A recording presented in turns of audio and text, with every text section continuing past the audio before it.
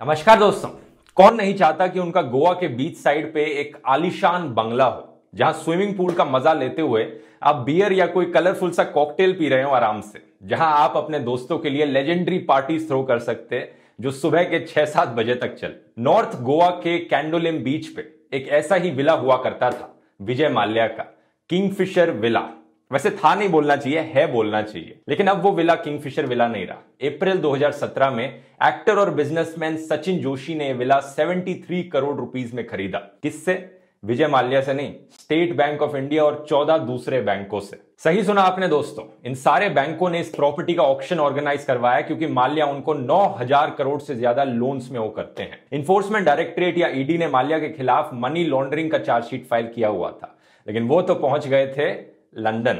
जिस टाइप के financial fraud का आरोप लगा है माल्या पर, उसे व्हाइट कॉलर क्राइम कहते हैं। वो क्राइम्स जो अमीर और पढ़े लिखे लोग यूजुअली पैसों के लालच में आकर करते हैं। आमतौर पे हम जब क्राइम और क्रिमिनल्स की बात करते हैं तो आप आमतौर पे छोटी मोटी रिश्वत देने, रिश्वतखोरी को क्राइम समझते होंगे, या फिर किसी ने आपकी पॉकेट मार ली, वो चोरी हो गई। लेकिन ये वो क्राइम्स हैं जो अमीर बिलियनियर लोग करते हैं आम जनता के ऊपर। तो कैसे पॉसिबल हो पाता है ये सब? आपने तो सोचा ही होगा दोस्तों, इंडिया में इतने सारे बिजनेस स्कैम्स हो रहे हैं, कैसे पॉसिबल हो पा रहा है? इतनी जानी मानी कंपनीज हैं ये, इनकी फाइनेंशियल इंफॉर्मेशन आमतौर पर पब्लिक होती है, ये स्टॉक एक्सचेंज में लिस्टेड होती हैं, चाहे वो किंगफिशर एयरलाइंस हो, सत्यम कंप्यूटर्स हो या स्टेरलिंग बायोटेक हो। तो कैसे मैनेज कर लेते हैं सब ये लोग? और इनको पकड़ना कुछ केसेस में मुश्किल ही नहीं, नामुमकिन क्यों हो जाता है? आइए जानते हैं सारी चीजें आज के इस वीडियो में। जितने भी ये बड़े इंडस्ट्रियल ग्रुप्स और बिजनेसमैन होते हैं, इनके पास एक नहीं बल्कि बहुत सारी कंपनीज होती हैं। एक होती है इनकी मेन कंपनी, जिसे पेरेंट कंपनी कहते हैं। इस कंपनी का मेन मालिक या प्रमोटर पेरेंट कंपनी का शेयर होल्डर होता है, और पेरेंट कंपनी के नीचे होती हैं सब्सिडरी कंपनीज। अब हर एक कंपनी का एक बोर्ड ऑफ डायरेक्टर्स होता है, चाहे वो सब्सिडरी कंपनी हो चाहे पेरेंट कंपनी हो, हर कंपनी का एक बोर्ड ऑफ डायरेक्टर होता है। तो आप सोच सकते हो दोस्तों कि एक ही इंडस्ट्रियल ग्रुप, जैसे नीरव मोदी का 5 स्टार ग्रुप हो गया या वाधवन फैमिली का HDIL ग्रुप हो गया, जिसका नाम 6,500 करोड़ वाले PMC बैंक स्कैम से कनेक्टेड है, इनके अंडर कितनी सारी कंपनीज होंगी जो एक दूसरे से कनेक्टेड होंगी, कोई पेरेंट कंपनी, कोई सब्सिडरी कंपनी। आप अपने फंड्स को इस तरीके से डिस्ट्रीब्यूट करें अपनी ग्रुप ऑफ कंपनीज में कि उन्हें ट्रैक करना मुश्किल हो जाए। कंफ्यूज होना जाहिर है कि कौन सी कंपनी पेरेंट कंपनी है, कौन सी कंपनी सब्सिडरी कंपनी है। इसी रीजन से दोस्तों कॉर्पोरेट लॉयर्स और फाइनेंशियल कंसल्टेंट्स इतने पैसे कमाते हैं। उनका काम ही यही है कि ये जो लेयर्स हैं और अलग अलग लेयर्स कंपनीज की हैं, और जो स्ट्रक्चर बना हुआ है वो कैसा बना है उसे समझना, उसे रिस्ट्रक्चर करना। और फिर आती हैं शेल कंपनीज, जिनका नाम आपने कई बार सुना होगा जब भी आप फ्रॉड्स के बारे में सुनते हैं। तो क्या है ये शेल कंपनीज? ये बाहर से बड़ी सुंदर दिखने वाली होती हैं कंपनीज, लेकिन अंदर से खोखली होती हैं, बिल्कुल एक शेल की तरह खोखली होती है। इनको डमी कंपनीज भी कहा जाता है। ये अधिकतर फाइनेंशियल पैंतरीबाजी के लिए खुलवाई जाती है। इनके एम्प्लॉयज नहीं होते, ऑफिस स्पेस नहीं होता, ऑपरेशंस या कोई व्यापार नहीं होता, और इनका नाम यूजुअली ओनर्स या जो मेन कंपनी है उससे बिल्कुल अलग होता है, ताकि अथॉरिटीज एक दूसरे को कनेक्ट ना कर सके। बेनामी ट्रांजैक्शन तो सुना ही होगा आपने। ये वो ट्रांजैक्शन होती है दोस्तों जो किसी और के नाम पर करी जाती है, लेकिन फायदा किसी और को पहुंचता है, जिसे हम कानून में कहते हैं बेनिफिशियल ओनर या फिर अल्टीमेट बेनिफिशियरी। नीरव मोदी का नाम तो सुना ही होगा, उन पर मैंने एक डिटेल वीडियो भी बनाया था फरवरी 2018 में। उन पर यह आरोप है कि उन्होंने अपने डायमंड बिजनेस के नाम पर कथित तौर पर $2 बिलियन वर्थ का बैंक फ्रॉड किया हुआ है पंजाब नेशनल बैंक से। ऐसा रिपोर्ट किया गया है कि ईडी की इन्वेस्टिगेशन के मुताबिक नीरव मोदी ने 15 से ज्यादा शेल कंपनीज बनाई रखी थी इंडिया के बाहर, और हांगकांग में मोदी की 5 शेल कंपनीज ने 8,270 करोड़ के फंड रिसीव किए थे एक्सपोर्ट इंपोर्ट धंधे के बहाने देकर। ईडी का कहना है कि इन कंपनीज के ओनर्स और डायरेक्टर्स मोदी की मेन कंपनी 5 स्टार ग्रुप के जूनियर एम्प्लॉयज थे, जिनकी तनख्वाह केवल 8,000 से लेकर 30,000 के बीच में थी। डायरेक्टर्स एक्चुअली इंडिया में रहते थे, और मुमकिन है कि इन जूनियर एम्प्लॉयज को कोई आइडिया तक नहीं था कि यहां पर क्या बड़ा खेल रचा जा रहा है। ये सिर्फ एक डमी फर्म के डमी डायरेक्टर्स थे। दुनिया भर में कई ऐसी टेरिटरीज और कंट्रीज हैं जहां शेल कंपनीज खुलवाना आसान है, क्योंकि इन टेरिटरीज और कंट्रीज में कानून के मुताबिक आपको बेनिफिशियल ओनर का नाम किसी भी डॉक्यूमेंटेशन या पेपर वर्क में लिखने की जरूरत नहीं होती। आपको रिवील करने की जरूरत नहीं कि इसका एक्चुअली में ओनर, बेनिफिशियल ओनर कौन है शेल कंपनी का। ज्यादातर कंपनीज और बिलियनियर्स इन्हीं ऑफशोर शेल कंपनीज को टैक्स अवॉइडेंस के लिए इस्तेमाल करते हैं। आपने स्विट्जरलैंड और हांगकांग जैसे देशों का तो नाम सुना ही होगा, लेकिन अलग से कुछ छोटे छोटी आइलैंड कंट्रीज हैं, आइलैंड टेरिटरीज हैं, जहां कंपनीज को कोई कॉर्पोरेट टैक्स भी नहीं भरना पड़ता, जैसे कि British Virgin Islands, Cayman Islands और बर्मुडा। तो यहां पर टैक्स भी नहीं भरना है कंपनी को और शेल कंपनीज बनाने भी आसान है, बेनिफिशियरी ओनर का नाम भी नहीं पता करने की जरूरत। तो ये परफेक्ट प्लेस बन जाती है शेल कंपनीज को सेटअप करने की। लेकिन ऐसा नहीं है कि ये शेल कंपनी सिर्फ इंडिया के बाहर ही मिलती हैं, ये इंडिया में भी भरी पड़ी हैं। काला धन स्टोर करने के लिए और ट्रांसफर करने के लिए बड़ी काम आती है। 2017 में गवर्नमेंट ने एक टास्क फोर्स सेटअप की थी शेल कंपनीज को आइडेंटिफाई करने के लिए। तब से एक पीटीआई रिपोर्ट के मुताबिक मिनिस्ट्री ऑफ कॉर्पोरेट अफेयर्स ने 4.25 लाख शेल कंपनीज को अपने रजिस्टर से निकाल दिया है। तो आप देख ही रहे हो कितना उलझा हुआ खेल है। जब तक पुलिस और सीबीआई, ईडी जैसी इन्वेस्टिगेटिंग एजेंसीज को पल्ले पड़ता है कि एक्चुअली में हो क्या रहा है, कई केसेस में बिजनेसमैन ऑलरेडी इंडिया से बाहर जा चुके होते हैं। जैसे नीरव मोदी को ही देख लीजिए, बैंक फ्रॉड वाली न्यूज पब्लिक होने से पहले ही वो इंडिया से कट लिए थे और फिर 1 साल के बाद वो कहां पाए जाते हैं? लंदन। इंडियन बिजनेसमैन का फेवरेट स्पॉट है लंदन। तो क्या रीजन है ये सारे इकोनॉमिक फ्यूजिटिव्स यूके को प्रेफर करते हैं, सारे लंदन ही पहुंच जाते हैं? इसके काफी सारे रीजन है दोस्तों। एक तो ये है कि अमेरिका वाले कुछ ज्यादा ही प्रश्न पूछते हैं। दूसरा ये है कि यूरोप मेनलैंड की बात करें, फ्रांस और जर्मनी जैसे में, वहां पर भाषा अलग है, तो जब तक ये फ्रेंच और जर्मन सीख नहीं लेंगे उसके बिना सर्वाइव नहीं कर पाएंगे वहां पर मेन रीजन है कानून। यूके से इंडिया वापस लाना किसी को और इंडिया के कोर्ट कचहरी के सामने खड़ा करना इजी नहीं है। इंडिया और यूके के बीच एक एक्सट्रेडिशन ट्रीटी है 1992 से। ये एग्रीमेंट के मुताबिक दोनों कंट्रीज एक दूसरे को रिक्वेस्ट कर सकती हैं, यदि कोई एक्यूज्ड या कन्विक्टेड क्रिमिनल उनकी टेरिटरी पे मौजूद है तो वो होम कंट्री को वापस किया जाए। एक टाइप का इंटरनेशनल कोऑपरेशन समझ लो इसे। 1992 से लेकर 2006 के बीच में इंडिया ने कम से कम 23 बारी यूके गवर्नमेंट से एक्सट्रेडिशन की रिक्वेस्ट करी है, लेकिन सिर्फ एक बारी यूके गवर्नमेंट ने उसे एक्सेप्ट किया है। मसला यह है कि वापस करने से पहले यूके का कानून काफी कंडीशंस बताता है। इनमें से एक है ह्यूमन राइट्स कंडीशन, मतलब इंडियन अथॉरिटीज को यूके कोर्ट में जाकर यह प्रूफ करना होगा कि अक्यूज्ड जो इंसान है वो इंडिया में फेयर ट्रायल उसे दिया जा सकता है, उन्हें टॉर्चर नहीं किया जाएगा जेल में। और इस कंडीशन को लेकर काफी चर्चा होती है क्योंकि यही चीज लंदन के कोर्ट में आर्ग्यू करी थी विजय माल्या ने। माल्या ने कोर्ट में कहा था कि मुंबई के आर्थर रोड जेल में नेचुरल लाइट और फ्रेश एयर की कमी है। दिल्ली के बिजनेसमैन संजीव चावला, जो कि 1999-2000 वाले क्रिकेट मैच फिक्सिंग स्कैंडल के मामले में वांटेड थे, उन्होंने भी यही आर्ग्यूमेंट का इस्तेमाल किया था कि तिहाड़ जेल में कंडीशंस बहुत खराब है। इस साल फरवरी में फाइनली संजीव चावला का एक्सट्रेडिशन कंप्लीट हुआ और उन्हें लंदन से दिल्ली लाया गया। ये केवल सेकंड सक्सेसफुल एक्सट्रेडिशन था आज तक यूके से। तो शायद अब उम्मीद करी जा सकती है कि माल्या और मोदी को भी जल्द वापस लाया जा सकता है। लेकिन अगर उनको वापस लाया भी जाए दोस्तों, तो एक्चुअल प्रॉब्लम जो है वो सिस्टेमिक है।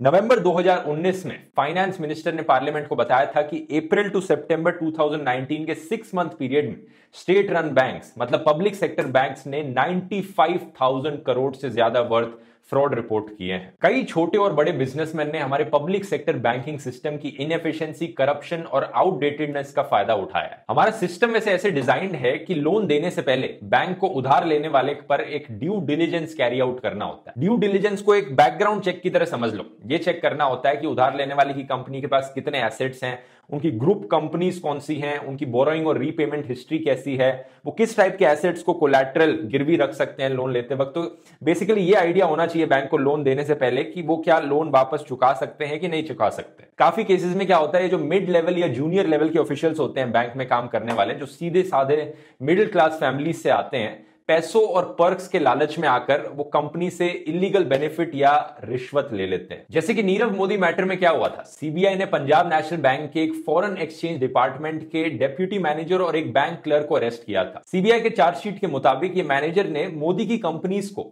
बिना कोलैटरल, मतलब बिना कुछ गिरवी रखे, लेटर्स ऑफ अंडरटेकिंग या एलओयूज इशू किए थे। और ये एलओयूज के बेसिस पर मोदी की कंपनीज ने इंडियन बैंक्स की जो अमेरिकन ब्रांचेस थी उनसे डॉलर अमाउंट्स में लोन्स उठा लिए थे, जो फिर वो रीपे नहीं कर पाए। मार्च 2018 में इंडिया के तब के फाइनेंस मिनिस्टर अरुण जेटली जी ने पार्लियामेंट को बताया था कि इस टाइप के more than 1200 fraud letters issue किए गए थे मोदी की ग्रुप कंपनीज को, और ये हुआ था over a period of 7 years. तो आप समझ ही रहे हैं दोस्तों, इस टाइप का फाइनेंशियल फ्रॉड अंदर के आदमी के कोऑपरेशन और कोलैबोरेशन के बिना पुल ऑफ नहीं किया जा सकता। और कई केसेस में तो पॉलिटिकल सपोर्ट भी होता है, जिससे कि अगर ऐसा केस डिस्कवर हो भी जाए तो उस पर कोई इन्वेस्टिगेशन ना करी जाए। इस टाइप का एक और लूपहोल एक्सपोज हुआ। पीएनबी का जो कोर बैंकिंग सिस्टम या सीबीएस सॉफ्टवेयर था वो स्विफ्ट सिस्टम से इंटीग्रेटेड नहीं था। स्विफ्ट एक international bank to bank messaging system है जिसपे बैंक ट्रांसफर और पेमेंट इंफॉर्मेशन अपडेट किया जाता है। क्योंकि स्विफ्ट सिस्टम इंटरनेशनल है तो इसमें चेक्स और बैलेंसेस इनबिल्ट है।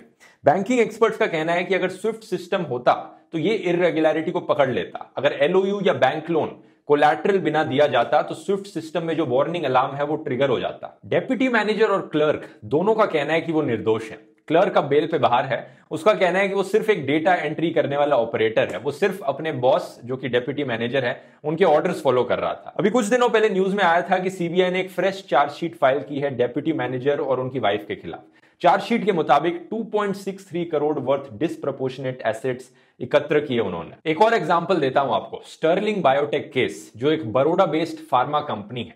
सीबीआई और ईडी इन्वेस्टिगेशंस के मुताबिक मोर देन 8,000 करोड़ का मनी लॉन्ड्रिंग किया है इस कंपनी के प्रमोटर्स ने। प्रमोटर्स पर यह आरोप है कि इंडियन पब्लिक सेक्टर बैंक से फंड्स उठाकर उन्होंने अपने फॉरेन बिजनेसेस में डाइवर्ट किए, जैसे कि नाइजीरिया में उनका काफी बड़ा ऑयल का बिजनेस है और माल्या और मोदी की ही तरह वो भी इंडिया के बाहर चले गए। जनवरी 2018 में ईडी ने आंध्रा बैंक के एक फॉर्मर डायरेक्टर को अरेस्ट किया था इस केस के कनेक्शन में। ईडी की मार्च 2018 चार्जशीट के मुताबिक स्टर्लिंग के प्रमोटर्स संदेसारा ब्रदर्स ने इस डायरेक्टर को कैश पेमेंट्स दिए थे और सीबीआई ने यह भी आरोप लगाया कि ये कैश पेमेंट्स को डायरेक्टर ने एक कोलकाता बेस्ड शेल कंपनी के थ्रू लॉन्डर किया, जैसा मैंने शेल कंपनीज के बारे में पहले बताया था।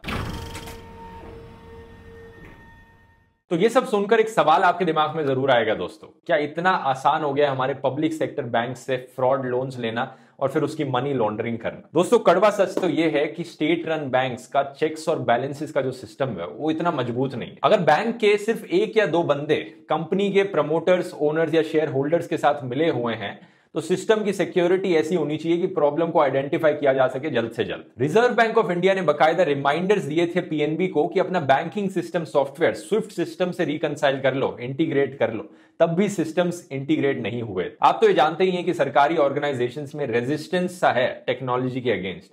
उनकी ये थिंकिंग है कि कोई चीज सदियों से ऐसी चली आ रही है तो उसे वैसे ही चलते रहने दो। एक resistance to modernise, resistance to upgrade है पब्लिक सेक्टर बैंक्स में। और इसी प्रॉब्लम से लिंक्ड है lack of motivation of employees.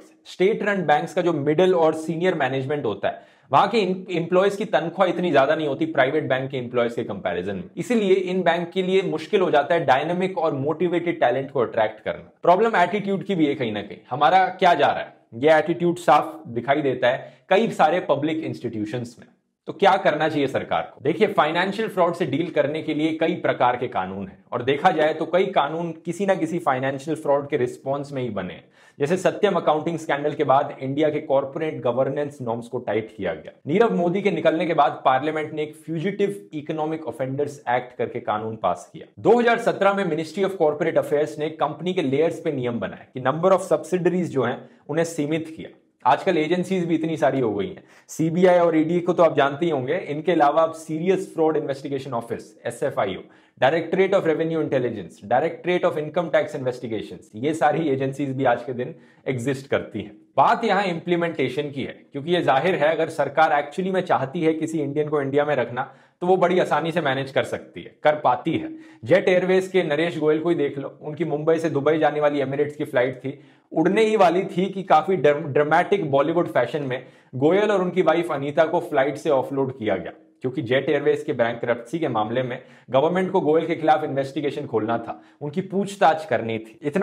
इतने अर्ली लेवल पर ही फ्लाइट को उड़ने से रोका गया। लेकिन विजय माल्या, नीरव मोदी, ललित मोदी के केस में पॉसिबल ही नहीं हो पाया। ये कैसे निकल गए सारे? और दोस्तों इसमें मीडिया ओनर्स का भी कुछ दोष है। देखो, मार्केट में कई प्रकार की अफवाहें फैलती हैं, कुछ सही होती हैं, कुछ गलत होती हैं। कई बार फाइनेंशियल जर्नलिस्ट को कॉन्फिडेंशियल इंफॉर्मेशन या टिप मिलती है कि देखो इस चीज को इन्वेस्टिगेट करोगे तो कोई फ्रॉड निकल सकता है। लेकिन जो उन मीडिया हाउसेस के एडिटर्स और ओनर्स होते हैं उनके हाथ किसी ना किसी तरीके से बंधे हो सकते हैं, कह सकते हैं, क्योंकि यही बिजनेस ग्रुप्स इन टीवी चैनलों को, इन प्रिंट अखबारों को अपनी ऐड देते हैं जिससे उन्हें पैसा मिलता है। तो उन्हीं के खिलाफ लिखना बहुत ही रिस्की काम है मीडिया हाउसेस के लिए। वैसे आप इन फाइनेंशियल फ्रॉड्स के बारे में और जानना चाहते हो तो इस पे काफी बुक्स और वीडियो कंटेंट अवेलेबल है। पवन लाल, जो कि बिजनेस स्टैंडर्ड अखबार में एसोसिएट एडिटर है, इन्होंने नीरव मोदी के राइज और फॉल पर एक किताब लिखी है जो लास्ट ईयर रिलीज हुई थी। विजुअल कंटेंट की बात करी जाए तो नेटफ्लिक्स पे अभी भी एक शो रिलीज हुआ है, बड़ा अच्छा शो है, बैड बॉय बिलियनियर्स। और हर्षद मेहता, जो इंडिया के सबसे बड़े स्टॉक मार्केट स्कैम के पीछे थे, उनकी लाइफ की स्टोरी पर आधारित एक वेब सीरीज है स्कैम 1992, जो सोनी लिव पर आ चुकी है। दोस्तों, फाइनेंशियल स्कैम्स एक मल्टी डायमेंशनल प्रॉब्लम है, एक प्रकार का इंटरकनेक्टेड वेब है।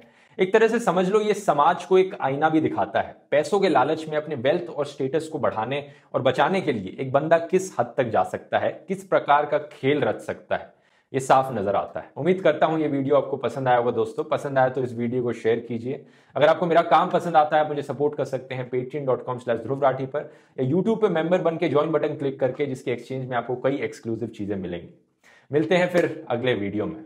बहुत बहुत धन्यवाद।